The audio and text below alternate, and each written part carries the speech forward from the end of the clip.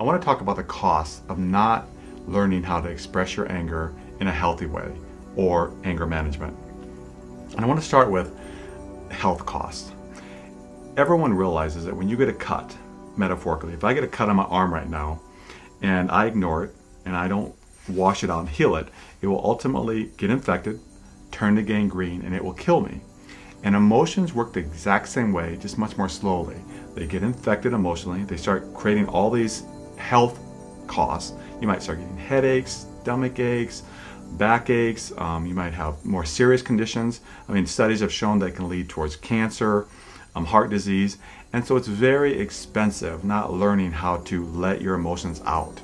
So learning how to use your anger as a way to heal, which is what anger work is about, is a great way to express your anger in a healthy way and get well. And what I mean by that is, Elizabeth Lozano, my associate, and I, insurance companies hire us and health organizations hire us to come in to teach people how to manage their stress. And anger work is a great way of managing your stress.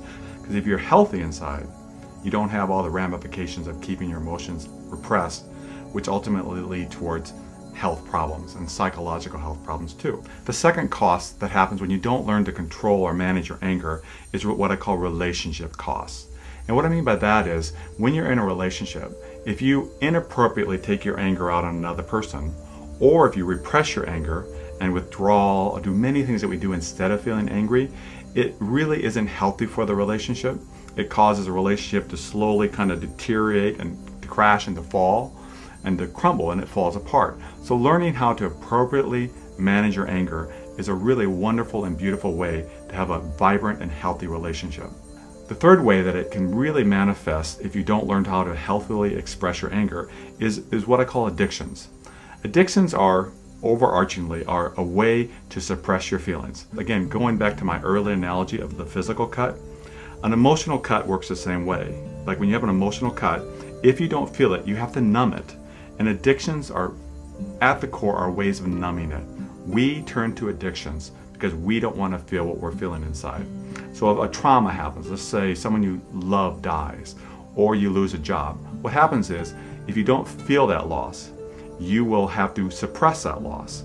And what we do is we turn towards addictions. Addictions can be workaholism, alcoholism, relationship addictions, busyism, food addictions, where people eat instead of feel their feelings. And that causes a lot of expense. It's a very expensive cost, because all those things, everyone knows the cost of alcoholism, and overweight, obesity is rampant in our culture right now. There are a plethora of addictions that people turn to instead of expressing their feelings. And it's really healthy to learn how to express your feelings, because if you express them, you don't need the addictions. The fourth thing that is costly in not learning how to manage your anger appropriately is what my profession calls, psychology calls, the DSM. What the DSM is, all the diagnoses that you've heard about, from depression, schizophrenia, to anxiety, all those kind of psychological disorders, and there's thousands of them. And in that book, one of the ones that I'm sure many of you can relate to or know of, or know someone has, is called post-traumatic stress disorder. And that's someone that's had a very tragic event happen to them. Perhaps they've been in a war recently, or they've seen something really tragic. And they have all these reactions to that drama or trauma because they're not expressing their feelings. And if they express their feelings in healthy ways, they get better. But if they don't, then they have all the post-traumatic stress disorders, from anxiety, stress, nightmares and terrors. But they don't have to have them. But the cost of not expressing your feelings is that you will then start having all these other things kick in instead. And you don't have to have them. You can instead express your feelings and get better, get well. And I would really encourage you, anyone can be healthy and whole. Anyone.